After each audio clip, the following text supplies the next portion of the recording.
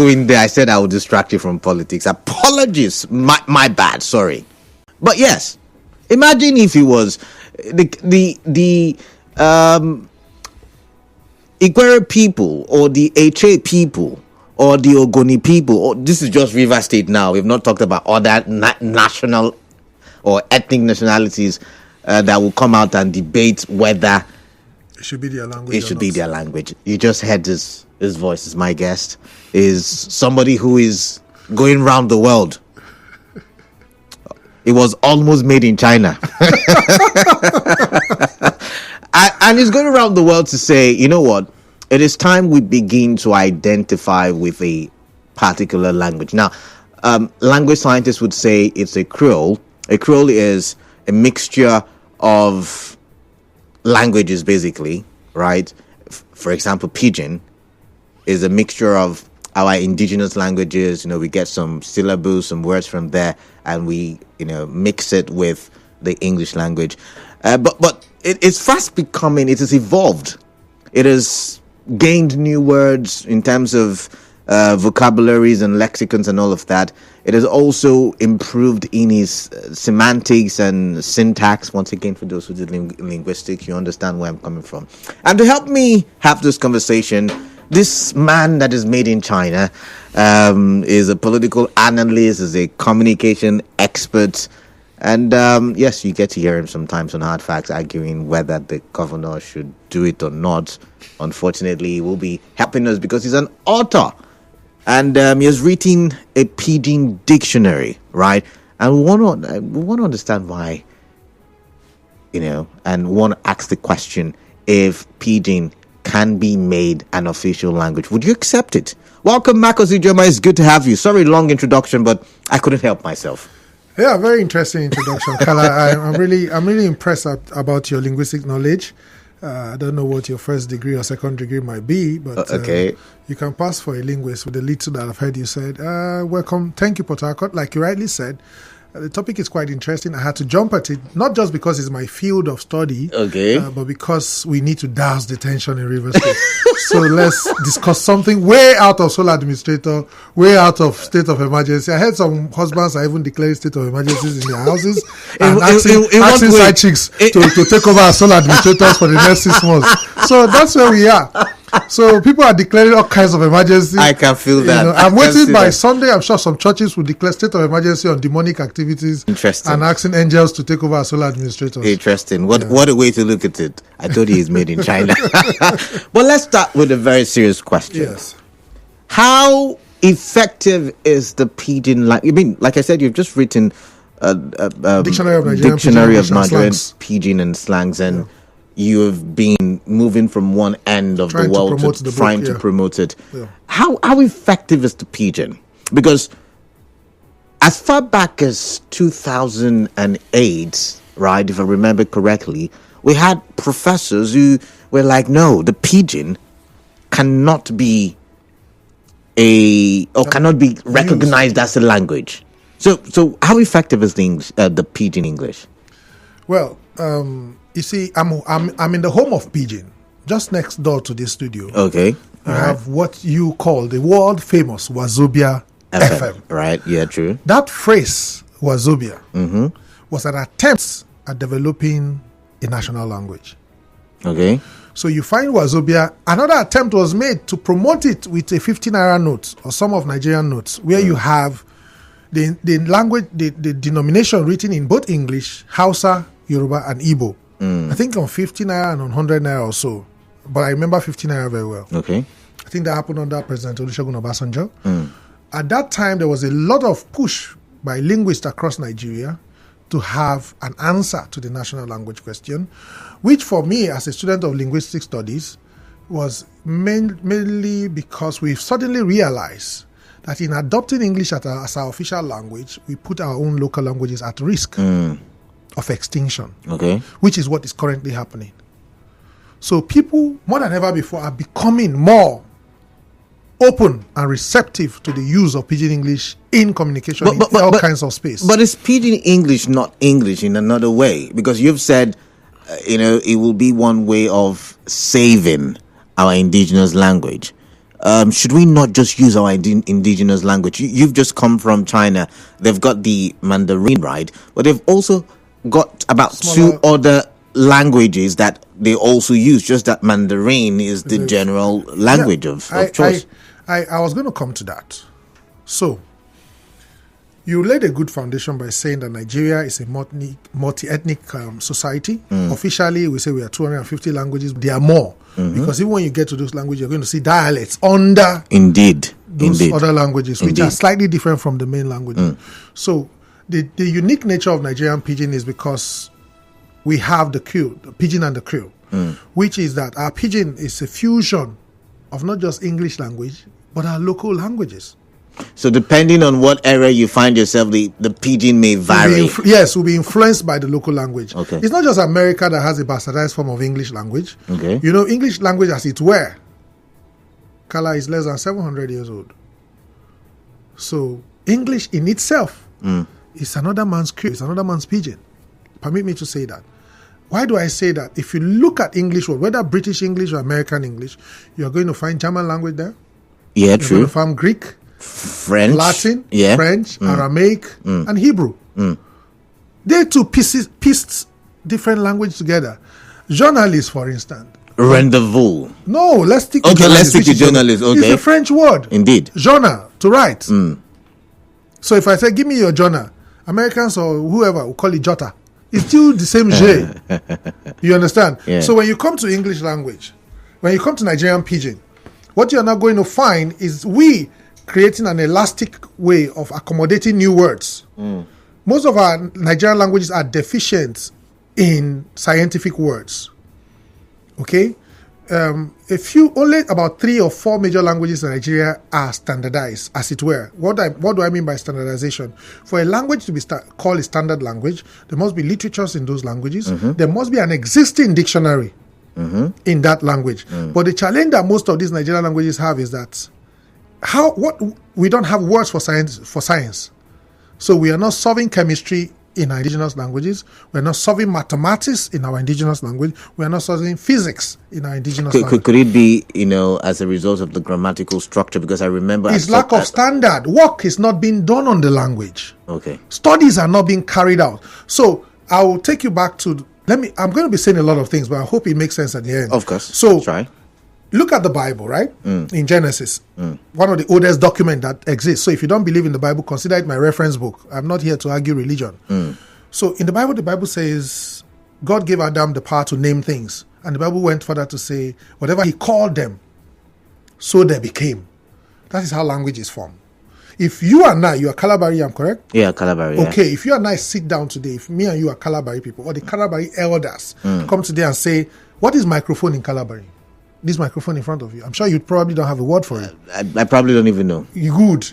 I'm almost certain it probably doesn't exist. So what is computer? So these are the tools you use to work. What's the console right in front of you? Okay. What are the Kalabari equivalent of this? So they need to update. Name them. Okay. Give it a name in Kalabari. And from that day, every Kalabari person agrees that from today, microphone is called Iye in Kalabari. There's something that means Iye in Kalabari. No, I'm just saying. I just picked a random word. I didn't even know it meant anything in Kalabari. So that is how words are formed. Once you make that pronunciation, the next level of work is documentation.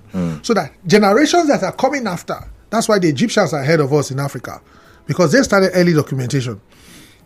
The generations that are coming after will then begin to call these names and use them. As they use them in writing, they begin to document, and they begin to... Language is flexible. Language is adjustable. Every language must be able to adopt new words, including English language, sir. So if you look at dictionaries that were written in the 50s, you won't see the word website. Indeed. Yes. You won't see the word Wi-Fi. And there are certain words that were there that have gone they are still obsolete. Existing, no, but we came up with a newer version of them. Okay. For instance, the old King James Version.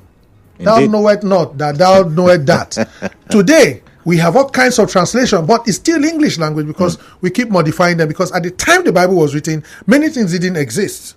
For instance, aeroplane didn't exist in the Bible. So how do you tell God you want to fly when he didn't even write it in his word? But we have words for aeroplane, we have words for rocket, we have words for chips, and all those things. Those words were created by human beings like you and I. And they documented it and pushed it to the point that you and I accepted that this is what Wi-Fi is, this is what an aeroplane is. When this young man, not a young man, philosopher or psychologist or a prophet, Nostradamus, was seeing into the future and talking about things that were to happen, I remember he described aeroplane as a metal bed. That is the much he could limit his mind to. He described submarine as a metal fish. That's what he saw it in a vision, but he couldn't articulate it. So that was how he wrote it down. But today, we now move from being a metal bed, being a metal fish, to call it what it is supposed to be, which is a submarine and an airplane or a fighter jet, whatever name you. So when we are talking about national language, we can actually sit down. We can get linguists together. Just like King James got scholars together to write the old King James Version, which he authorized. You know, every time you open that Bible, you find authorized King James Version because he authorized the publication of that Bible. And he pushed the publication to all his territory all over the world. And today we know it as the old King James Version or the new King James Version. In the same way, we can sit down today and write a Pidgin English book. Okay. A dictionary of Nigerian Pidgin, and authorized as either Marcus Ijioma Pidgin English Dictionary, as it were, or Tinubu's authorized King James, King Tinubu's or President Tinubu's Dictionary of Nigerian Pidgin. And he just the way he gazetted the. I thought we were distracting people. No, I'm coming. Let's not gazette our conversation. The same way he gazetted the state of emergency, he can actually gazette this document and say from today, this is what Nigerians are going to call this. Okay. And that is what it's going to become. Indeed. But, once again, the question is more effective communication. Yes, it is already is. It already is. You have jingles on your station done by, in quotes, corporate organization that couldn't have dared to do it 20 years ago. Okay. Now, let's look at it from this angle. Banks are promoting their products in Pidgin English. Indeed. Communication companies can barely do any communication campaign now without the use of Pidgin. Politicians will stoop low to use it during campaign. Why do you say stoop low? Stoop low because you, in your introduction, said that clean English was an elitist language, which is true. But today, the elites have to, because communication is only effective when the person you are talking to understands and gives you a feedback. Carla, if you enter a bus in Port Harcourt and you say, I want to alight, you will definitely pass your bus stop. You will alight indeed. Yes, so you have to you pass the street. You have to say drop me or dropping. Oh, if you get to Rumokoro Market now and then you come with your Queen's English or your King's English as it were now and say, Madam, please, can I have some pumpkins? My dear, you will stay in that market. You will not get to go. Oh, goodness me. You will not get to go. So when you get there, even if you're a professor, you've got to come down now and use the language. Because language has to be understood. Communication rather has to be understood. There are certain languages you speak in jail with to be your safety. Like we die you. Good. About the last. I'm going to go for a commercial break. When we come back, we'll look at some of these Pidgin slangs and all of that. Stay tuned. The show continues.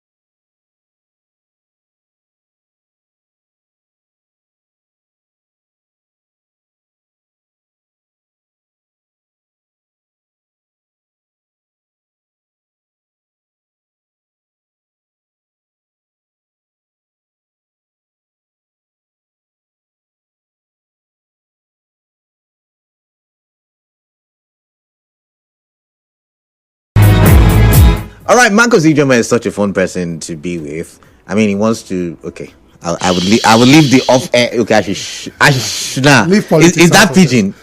Sure, it's not Pidgin, but it's Nigeria. Okay, all right. It's our way of communicating. It just simply means silence. Okay, all right. I am Khaled Akuru Batsbo. This is Hello Port Harcourt, and yes, it's a fun Friday. You know, I can say that, right?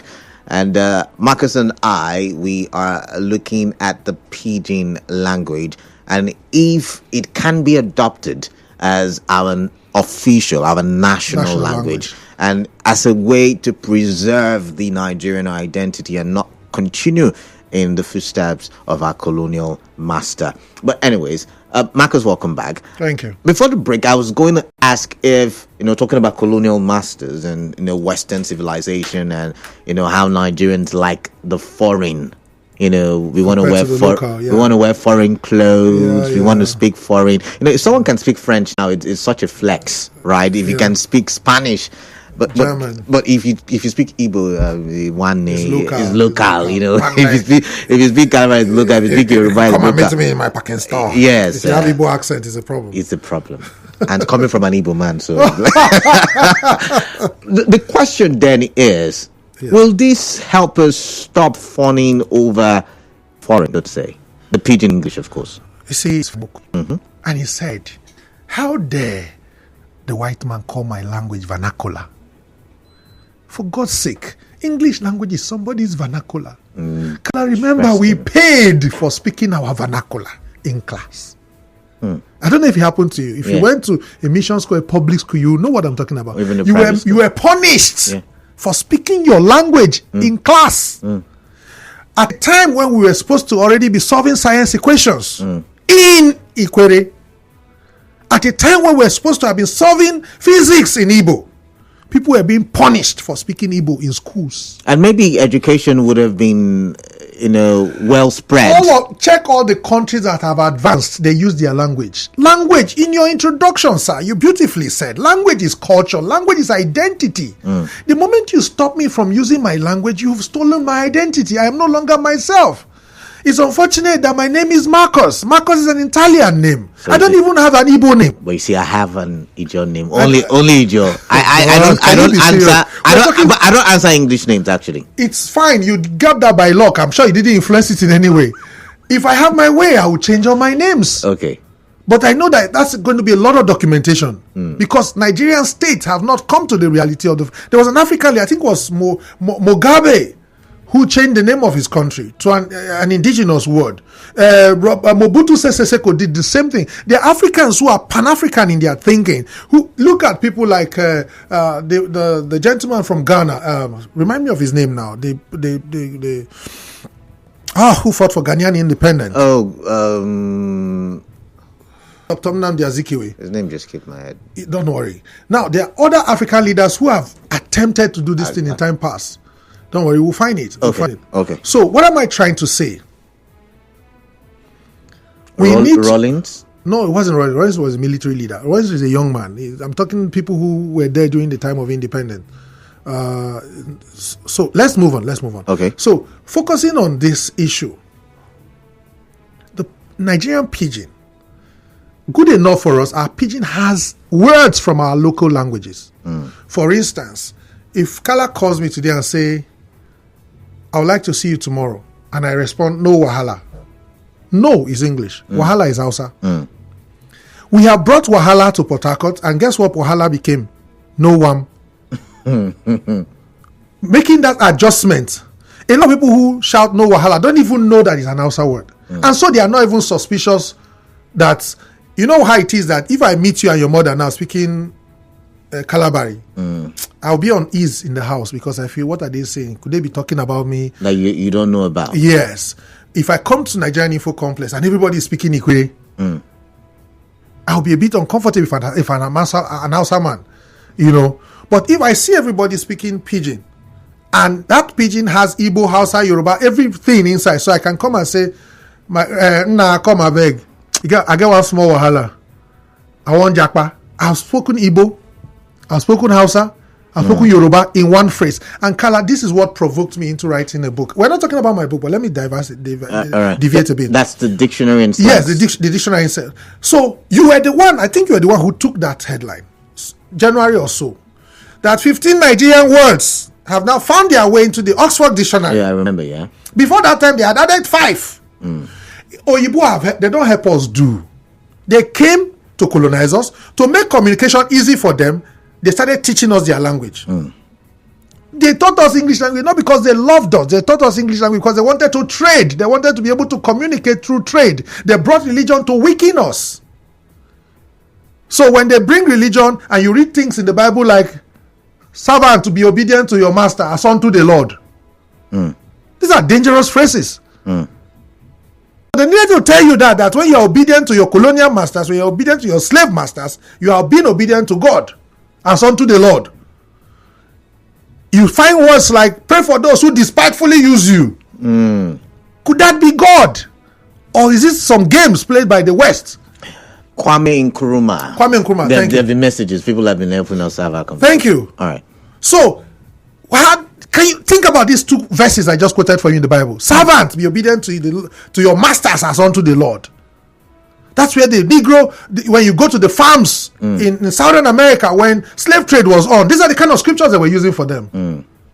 Pray for those who despitefully use you. Pray for your enemies. Love your enemies. I don't get you.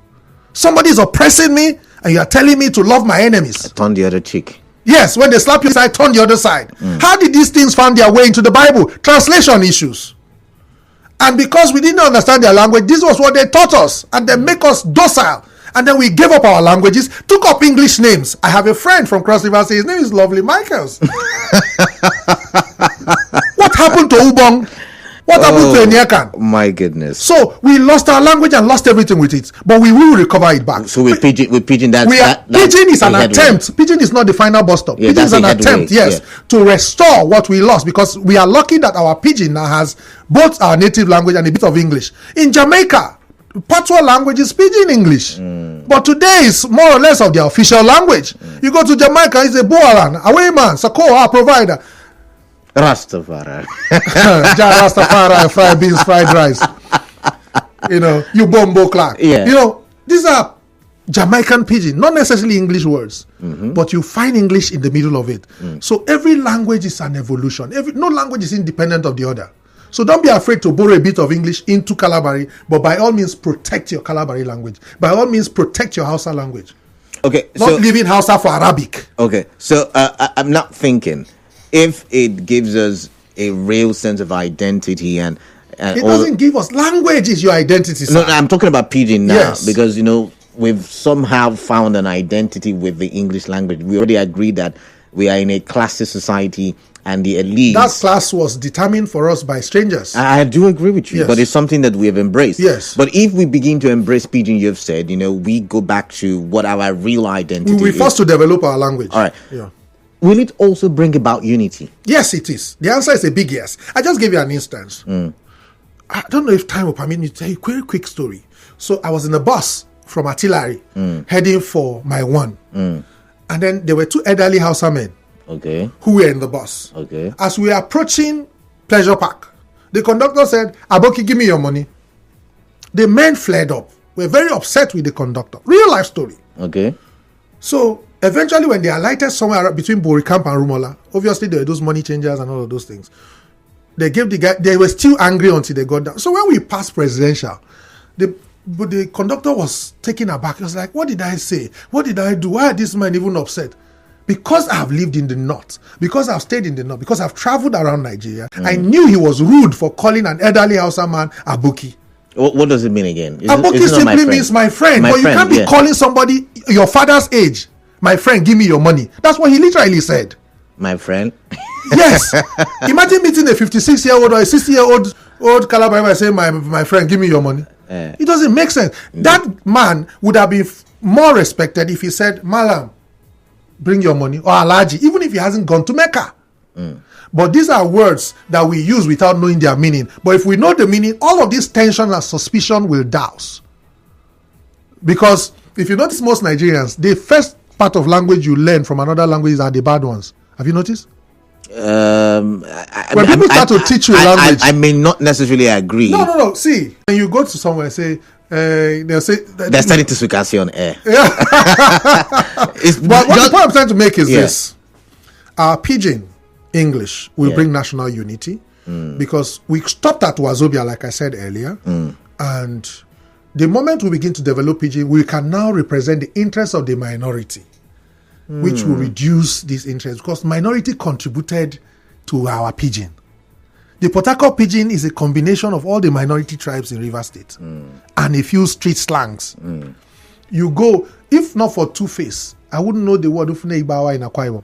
Ufune Ibawa will never give another man yawa. I was forced to know the meaning. Two-Face used thief to sing. The whole Nigerians were dancing to it without knowing the meaning. He used the Doma to sing. People danced to the tune without knowing what he was saying, but they embraced it. They were using those phrases. Of late, Patoranking sang a song. Google the word Abobi. You will first of all find Patoranking on the search. You know why? Because we have been using Abobi in Port Harcourt. It took somebody with a status to confer the word Abobi. So people have been forced to find out what Abobi means. If not, if you Google Abobi, do it right away. You'll find Patoranking song. But it's not Patoranking song that is Abobi. Patoranking picked a Port Harcourt word and used it to say, who kill Abobi? I know kill Abobi. I want kill. Do you get? So we are now forced to know what does Abobi mean. So Abobi, Aboki. Are you seeing the similarity? My friend. So this is how minority tribes begin to accept words, and this in turn bring peace and unity and reduce suspicion. Because if you speak Pidgin, I will hear you. Okay, now I like how you say Pidgin is common, but Nigerians, we don't like what is common. If this shirt you're wearing, you see it in the body of 5 other people, guess what? Whether intentionally or unintentionally, you would not want to wear it anymore. The reason why people like us, our parents, emphasize that we speak the way we do is because they were trying to put us at the particular, I belong to that generation. We were forced to listen to 9 o'clock news because of Eugenia Abu, exactly. These are the people who speak English. They didn't know better, sir. Well, I'm not saying our parents didn't know better. But I'm saying, even now, I don't know if you've seen the Acholugo or the Odogu Spender. Yes. If you don't speak good English even now, someone might look you in a particular way. It is the acceptance of Odogu that is making that video to trend. People are beginning to come to reality that it is not about the accent. I've had that. I speak publicly too. I MC events. I do all of those stuff. There was one joke we used to crack. That one guy came by, took the girl and started dancing with her. And somebody went to meet the guy. Again, this kind of Odogu guy, with one purse on his armpit. Somebody that has 2 parking store and 2 shade. Those Sibo Namen people. They don't have warehouse, they have parking store. They are 2 different things. So they went to the guy and said, see the girl you brought to somebody that they say, my brother, forget that thing. It is not who danced with who that matters. It is who goes home with who that matters. So people are coming to terms with this thing. All right. That you can watch a Jose Mourinho speak cut and join English when he first came to England. And you are fine analyzing his speech. We go, we attack, we attack, we play 4-4-2 formation, Bonfrey Joe, Westerhoff, they all spoke those rubbish English in Nigeria. We didn't laugh at them as long as they had result for Super Eagles. As long as Jose Mourinho was doing well in Chelsea, nobody cared about whether he was speaking Italian English or Spanish English. So why should you laugh at a man who cannot speak an English properly? All right. I write sometimes, people say, there's a typographical error here, maybe you should go and correct it. I say, I will not correct it. You know why we not correct it? The King of England does not speak Igbo. When the king starts speaking Igbo without error, I cannot speak English without error. English is not my language. All right. I will speak Pidgin if I'm kind enough. All right. Let's not go to the phone line. We've got basically very few minutes for callers to air their views on this wonderful, interesting. I once attempted a long essay on this conversation. I attempted. I don't know if I was able to finish that long essay. But let's come here. My question for you, the listener, is: would you accept Pidgin? We just talked about embracing it. Would you accept Pidgin as the official language. Imagine I come on radio. I know a lot of you like listening to me because of how I speak. That is why Wazobia has more followership than I'm not. I'm telling you the truth. You are demarketing. I'm not demarketing. You are demarketing I'm telling my you state. statistically. You are Go and demarketing. look at your engagement on Wazobia. You are and demarketing. Nigeriainfo. I would have. We'll stop calling Marcus on the show. Marcus is demarketing my state. The person who came up with the idea of Wazobia FM knew exactly what I'm talking about. Anyways, I would. What's it called again? I beg to differ. But let's another debate for another day. Second question: does Pidgin English have the power to become a world-renowned language, like the Chinese, like the French, like English? If we invest in it, it will. All right.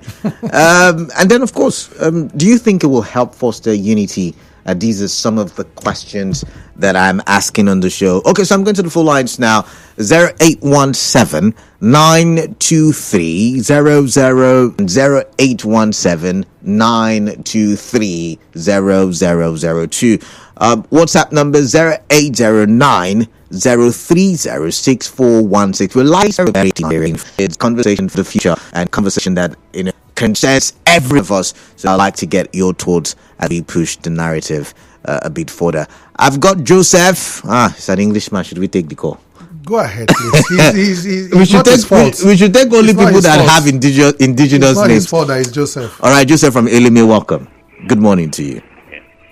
Good morning, Canada. All right, Joseph, welcome. I have worked with the Indians and I'm working with the Lebanese. Okay. Yes, they are experts, well respected in this country. They know their job. They rarely speak English fluently. And yet, if you give them job, they deliver their job. But in our setting, in our country, we see one who speaks English being one that has the capacity to deliver a job or that knows what he or she is doing. Until we look beyond this, I don't think that we can achieve a result or we can grow as a nation. So I want to urge that we should go beyond being friendly in or being outspoken or having understanding of the use of English. We should look beyond that. That is what I want to say. All right, Joseph, that would mean people like me will lose my job, right? No, you won't. You will speak for those who want to listen to English. English will still be there. All right, Muriel is calling from Okrika. Muriel, welcome. Thank you, KDB. Good morning. Yeah, good morning to you. Girl. Yeah. KDB, sadly, my name is Muriel too. It's not your fault, ma. It's not your fault. Oh my goodness. Okay. KDB, do you know that I didn't know the meaning of my, I had to give it a meaning. Okay. Until I got to find out the meaning. I said, but let me stick to the meaning I gave it. Okay. That one is preferable. And when I had my child, my little girl, when she entered secondary school, she started, the first time I heard her speak Pidgin English, I shouted. I said, what? Who taught you this? Because I know I've never, spoken any Pidgin, any medicine with that. But later I now realized, I said, but these children need to know this so that they can communicate now. They need to be streetwise. It's not just this American language. So I left it. Let them learn. Fine, let them go ahead. Look at it. I think Pidgin English has the ability, to conquer. Even the white people, they are struggling to learn. Don't you see this guy, the people that sing with Davido, this Chris Brown, all those things, they enjoy this. God bless you, man. God bless you. Yeah, they try to sing with it. They enjoy it when they try to. Even Rihanna, I think it was one thing I saw her trying to learn. She says she's of Igbo descent, that she has. Before this time, Fela took Pidgin globally. So if we have the ability to push it, to sponsor it and push it, I think it can go far because it's a bit funny and interesting to speak. So I think Pidgin has the ability, so even conquer the world. China, I think in China they are learning Igbo, they are learning. Muriel, send me your number. I'm going to send you videos from China of Chinese speaking Pidgin and Igbo. I thought he is made in China. Yes, absolutely. There was one video I saw a Chinese man in a restaurant. He has a Chinese restaurant and he's cooking African food, speaking broken. I said, Jehovah Nissi. What is this? They love it, they enjoy it. So it has the ability to go. All right, Muriel, thank you. I've got to move on. Well noted what your thoughts are, but I've got Gift, and Gift is calling me from Emoji. Welcome and hello, Port Harcourt, Gift. Hello, bonjour, Canada. Ça va bien, merci. Comment television you don't have? Comment allez-vous? Ça va bien. Okay, I'm all stop. All right, thank you. Yeah, I speak many languages, and I like speaking languages. Okay. Ibate. How many languages can you speak? I was born and brought up in Douala, Cameroon. I speak French. Okay. I speak English. Okay. I speak like 3 Cameroonian So he's a polyglot. Yeah, he is. Yes. I'm from Ogoni. I speak my mother tongue too. Interesting. Is Swahili a national language? Yes, it is. Yeah. So why can't we? I think there is a country that is speak. Okay. Is it Liberia? Liberia speaks Pidgin. Speak their English. They speak Pidgin English, yes. Yes. So if we agree to speak Pidgin English, I think it will be good for us. So that is my take. All right. In this matter. All right. Thank you very much, Gift. Gift says we should all agree to speak Pidgin. I've told you. Whatever we agree, so it is. JJ from Port Harcourt Township, welcome. Good morning. Good morning to your guest too, Canada. I think JJ, welcome. Yes. I think the only problem I see in the Pidgin is that if you go to Warri, for instance, you hear a different version of Pidgin. But you still understand maybe them. A mixture, I'm coming. Yeah. A mixture of maybe the tribes around. Like when you hear the word Olosho, you know what it means, No, right? it's not a radio-friendly word. Don't use Pidgin. Don't use the guise of Pidgin to come and call MBC my way. That is used in Port Harcourt. And if you go to the north, the way they also speak their Pidgin is also different from that of Port Harcourt and Warri put together, right? Yeah. So how do we harmonize these differences before it's being used? Unlike the English, where you go to London, you can communicate with the people. You go to some other areas that they speak English to, you can communicate with the people. For the Pidgin, because of that characteristic that your guests have talked about, that the language tends to come in, blend, and all those put together, it becomes a very big issue. If we can do that, then I think we're good. I mean, but if we can understand American and British English or Australian English or even South African English, then why can we understand the different Pidgins? Develop and standardize it. Something like and that. The flavor is gone. I have watched a video where some Americans are telling you that Nigeria do what is missing in the English and American English to the English itself.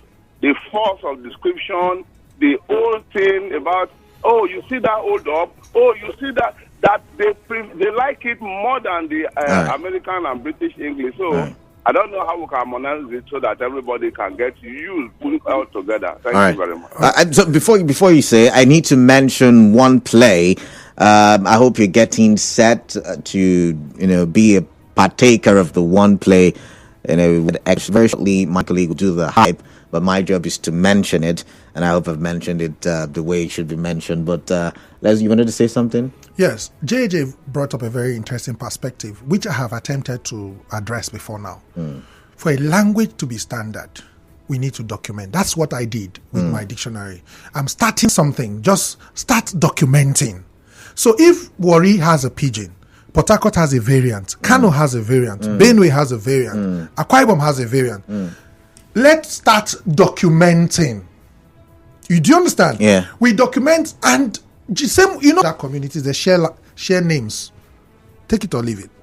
If you look at the communities that live along borders, so because of trade, could mix in and all of that. Yes, because of trade, we borrow from each other. Let me give you an example. Benue and Enugu State. You're going to see a lot of names around the Nsukka, Opi, or Baazes, similar to Ogbadibo local government in Benue State and all of those kind of things. And it happens across the country. But what we need to do is to standardize the language, first by documenting, secondly by putting them in literature, and then thirdly by teaching them and insisting on usage. And before we know what's happening, it will be nationally accepted. All right. So I do have a commercial coming shortly, and after the commercial, there will be a commercial, or rather an announcement, and then I'll read your message. But this one says, Kalada, you're your guest. You don't know how happy I am for what you guys are discussing. I just hope this will come to fulfillment, because I've always not been happy about how some of us despise our languages, which is supposed to be the first. But thank Chuku Okike Abiyama that we're coming to our senses. Yeah. Stay with us. Nigeriainfo.